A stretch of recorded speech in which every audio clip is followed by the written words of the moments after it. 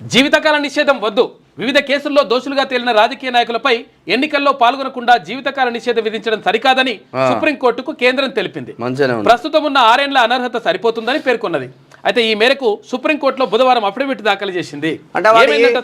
ఏ దొంగతనం చేసినా, ఏ లంగతనం చేసినా, వాడు ఎంత భూములను కబ్జాలు పెట్టినా, వాడు రాష్ట్రాన్ని కూలగొట్టి వేరే దేశానికి పారిపోయినా కూడా వానికి 6 ఏళ్ల నిషేధం విధించి మళ్ళీ మీరు ఎన్నికల్లో పోటీ చేయొచ్చని సుప్రీంకోర్టు చెప్తుంది. సుప్రీంకోర్టు చెప్పలేదు.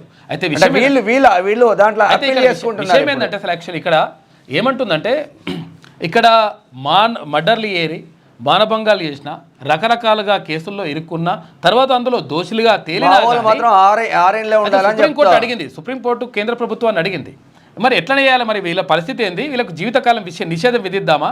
ఎందుకనంటే ఇటువంటి దోషులు, ఇటువంటి ఇవన్నీ కూడా రంగకథలు పడ్డంటూ వాళ్ళు దోషులుగా తేలిన వాళ్ళని జీవితకాలం ఎప్పుడు కూడా పోటీ చేయకుండా ఉంచుదామా అని చెప్పేసి సుప్రీంకోర్టు కేంద్ర ప్రభుత్వాన్ని అడిగింది. అడిగితే కేంద్ర ప్రభుత్వం ఏం చెప్పిందంటే, ఒక అఫిడవిట్ ఇచ్చినప్పుడు ఆ అఫిడవిట్లో ఏం పేర్కొన్నదంటే, అట్లేం కాదు, జీవితకాలం వాళ్ళని అట్లా నిషేధం విధించడానికి వీల్లేదు, వాళ్ళు పోటీ చేయొచ్చు. కాకపోతే ఏంటంటే ఒక 6 సంవత్సరాలు ఇప్పటికే ఉన్నది, గతంలోనే ఉన్నది, ఇప్పుడు కొత్తగా వచ్చేది ఏం కాదు.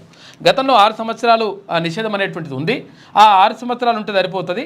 ఇక ఎట్లకైనా దోషులైనా, లంగలైనా, దొంగలైనా, మర్డర్లు చేసినోడైనా సరే, మానభంగాలు చేసినోడైనా సరే, ఎవడైనా సరే కానీ వాళ్ళని మనం కాపాడదాం.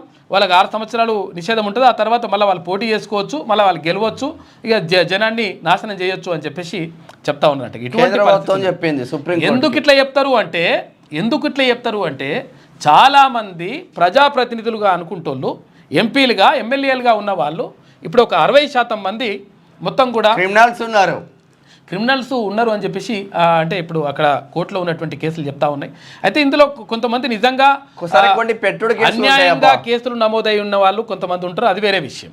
కానీ కొంతమంది నిజంగా దోషులుగా తేలిన వాళ్ళు, నిజంగా తప్పు చేసిన వాళ్ళు కూడా ఇటువంటి పరిస్థితుల్లో ఉండడం మాత్రం దారుణం. ఎంపీలు అంటే ఇప్పుడు లొట్టపీస్ అన్నందుకు ధర్మపురి అరవింద్ పైన SC/ST అట్రాసిటీ కేసు పెట్టిండ్రు. మా పైన కేసీఆర్ పైన కొట్లాడినందుకు అటెంప్ట్ మర్డర్ కేసు పెట్టిండ్రు. క్యూనిస్ మొత్తం మల్లన్న పైన, ఇక బండి సంజయ్ పైన అనేక అక్రమ కేసులు పెట్టిండ్రు. ఇది కాదు కదా వ్యవస్థ.